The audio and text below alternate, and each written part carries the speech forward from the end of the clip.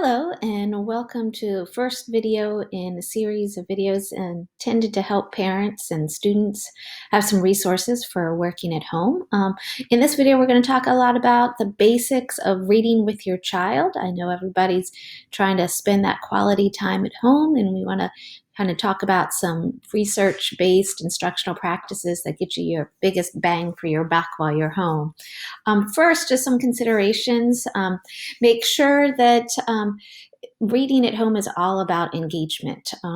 We want that to be quality time. Kids are going to be more engaged when they're having fun, when it's a book that they're interested in, topic they're interested in. So choice plays a huge role in all of that. Make sure that you've set up kind of a routine or schedule or something for reading. Maybe where you're at, sitting on a specific sofa or bed, who sits on which side, who is going to be doing the speaking, how long are you going to read, how many books. Setting up kind of a schedule really kind of eliminates any problems that come up. Clear expectations from the very beginning. I used to set the microwave timer for my kids. I knew exactly how long we'd have to be reading, and then of course we tended to go over. And making sure that kids can actually see the print. This is super important. All of the benefits on fluency that come from reading aloud, the benefits for independent reading and increasing your child's reading level all come because they are seeing that text. Make sure that you're not kind of keeping the book on your lap and they're looking over. Make sure to share the book. If it's a harder book that they cannot read independently, make sure that you are reading, they are tracking the print, they're touching the words. You can kind of pretend, even with those harder books, oh, I'm stuck on a word. Can you help me out? And have them kind of jump in. And that way you make sure you're double checking that they are reading along with you. There are some different options as you're sitting and reading. It could just be a read aloud, that the parent's doing all the work, kids tracking the print and listening. Or it could be kind of a partner read. You read a page, I read a page. You read a sentence, I read a sentence. Or whenever I pause every 10 words or something, you're going to jump in. So it's some kind of partner reading. Or it just could be the student reading to the parent and you're the listener at that point in time. By mixing up how and the format of that reading, it'll keep it more interesting and won't seem like the same old each day.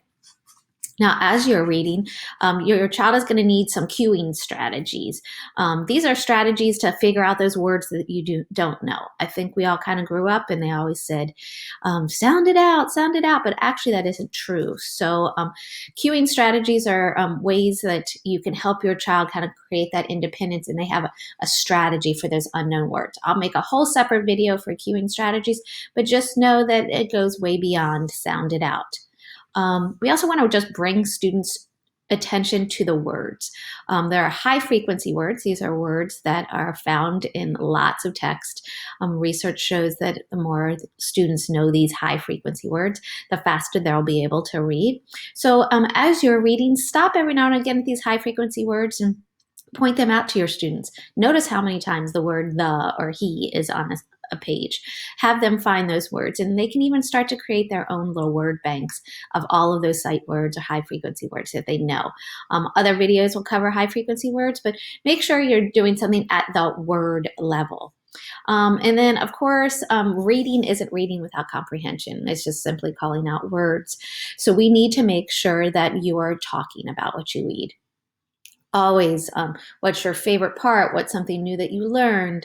We can tie these into all kinds of reading comprehension strategies, but all of it starts with just talking about it, having a reason to share. Hey, this part was awesome. That's what actual reading is. And then, of course, don't forget that independent reading time is good. We do a lot of reading with our students, but that independent reading is the time that they get to apply it. And that's when you actually start to increase your reading level, is really by applying those strategies and applying the cueing strategies and thinking about text on your own. It's okay, especially younger students, reread a text. Maybe it's a book that you read together in the morning and then 2 hours later, the student has to read it again on their own. They might even reread it a couple times. There's so many wonderful apps right now that the student can. I'm using Screencastify. It's an app for Google right now, but you can tape yourself reading and go back and listen to it. Students learn a lot by listening to how they are pausing, how they are not reading periods or different ways. So rereading is huge. Make sure that you keep it fun, keep it real. Let's take one step at a time. Happy reading to everybody. Thank you for listening.